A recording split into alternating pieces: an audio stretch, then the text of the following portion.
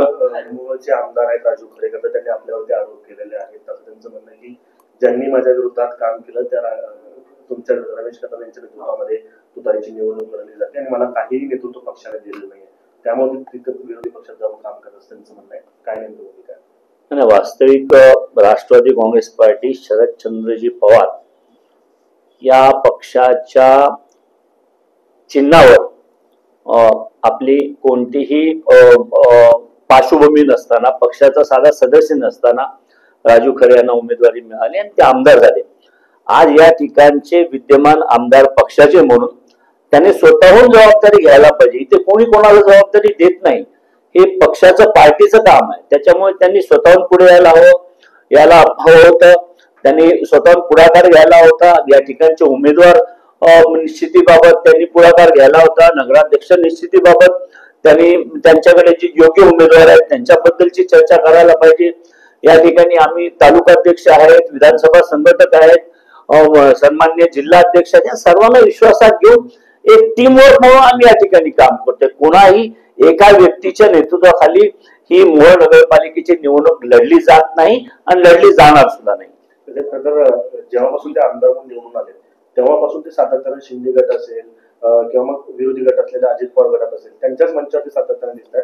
केवळ नगर परिषद आले म्हणून आरोप होतात असं वाटतं? निश्चितपणाने आपण जर पाहिलं किंवा संबंध मतदारसंघातला कानोसा घेतला तर आमदार म्हणून निवडून आल्यानंतर ते केव्हाही कधीच राष्ट्रवादी काँग्रेस पार्टी शरदचंद्रजी पवार साहेबांच्या व्यासपीठावर बैठकीला किंवा त्यांच्या कार्यकर्त्यांसोबत कधीही त्यांची इंटरॅक्शन नाही, संवाद नाही, कुठल्याही मीटिंगला उपस्थिती नाही. आणि उलट पक्षी ते विरोधी पक्षाच्या म्हणजे शिंदे साहेबांची शिवसेना असेल किंवा राष्ट्रवादी काँग्रेस पार्टी अजितदादा पवार साहेबांची पार्टी असेल, त्यांच्या जाहीर व्यासपीठावर जाऊन ते तशा पद्धतीने या कार्यकर्त्यांना दिसतात. त्या पक्षाच्या बैठकीला जाहीरपणाने जाताना दिसतात. त्या पक्षाच्या होर्डिंगवर, त्यांच्या नेत्यांच्या होर्डिंग सोबत त्यांचे फोटो असताना दिसतात. म्हणजे अशा पद्धतीने उघड पक्षविरोधी आपण काम करायचं आणि त्याचा दोष दुसऱ्यांवर टाकायचा, हे वास्तविक बरोबर नाही. याचे आतापर्यंत पक्षांनी दुर्लक्ष केलं, परंतु या पुढच्या काळामध्ये पक्षांनी अशा सिरियसली या गोष्टीला गंभीरपणाने घेतलेला आहे. आणि या पुढच्या काळामध्ये जर विद्यमान आमदारांनी जाहीरपणाने एखाद्या विरोधी पक्षाच्या व्यासपीठावर जाऊन पक्षविरोधी काम करण्याचा प्रयत्न केला तर त्यांना त्याची खूप मोठी किंमत मोजावी लागेल. उद्या पवार साहेब सोलापूरमध्ये येणार आहेत, तर तुम्ही उमेदवार उभे करताय, तर तुमच्या विरोधात जर आमदार साहेबांनी जर उमेदवार दिले तर या संदर्भात आपण काही तक्रार करणार पवार साहेबांकडे? नाही ना, या संदर्भात तक्रार करण्याची काही हे नाही. माननीय शरद पवार साहेबांनी या ठिकाणच्या म्हणजे मोहोळ नगरपालिका नाही तर सोलापूर जिल्ह्यामधल्या जेवढ्या नगरपालिका आहेत त्या ठिकाणची जबाबदारी ही पक्षाने माननीय खासदार धैर्यशील भैया मोहिते पाटलांकडे दिलेली आहे.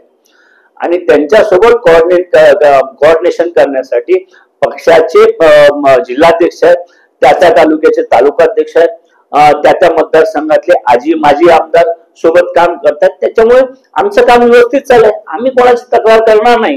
आम्ही तक्रार करण्यापेक्षा आमचा म्हणजे राष्ट्रवादी काँग्रेस पार्टी शरदचंद्रजी पवार साहेबांच्या विचाराची पहिली महिला नगराध्यक्ष या मोहोळला कशी निवडून आणताय आणि जास्तीत जास्त नगरसेवक कसे निवडून येतील त्या दृष्टीने आम्ही काम करू. आम्ही आमची एनर्जी अशा तक्रारी करण्यामध्ये वाया घालवणार नाही. धैर्यशील मोहिते पाटलांनी त्यांनी आतापर्यंत घेतली नाही, ते आले नाही, काय एकंदरीत बघायचं? धैर्यशील भैया मोहिते पाटील हे खासदार आहेत. त्यांच्याकडे माढा लोकसभा आणि सोलापूर लोकसभा हा खूप मोठा जो हे आहे मतदारसंघ, त्याची जबाबदारी आहे. ते एखाद्या ठिकाणी जायला आले नाहीत किंवा गेले नाहीत हा त्या ठिकाणचा विषय होऊ शकत नाही. त्यांनी जर मदत केली नसती किंवा आम्ही जर मदत केली नसते तर हा जो ज्याचा राष्ट्रवादी काँग्रेस पक्षाची काडी मात्र संबंध नाही तो 17 दिवसात आमदार कसा झाला असता. शेवटी आमदार होण्यामागे राष्ट्रवादी काँग्रेस पक्षाच्या सर्वसामान्य कार्यकर्त्यापासून ते त्या पक्षाच्या खासदारांपर्यंत सर्वांनी हातभार लावल्यामुळे ही निवडणूक त्यांनी जिंकली आणि ते या ठिकाणी आज विद्यमान आमदार म्हणून त्या आमदारकीची प्रतिष्ठा सत्ता उपभोगत आहे. याची त्यांनी नोंद घेतलीच पाहिजे, याची त्यांनी जाणीव ठेवली पाहिजे.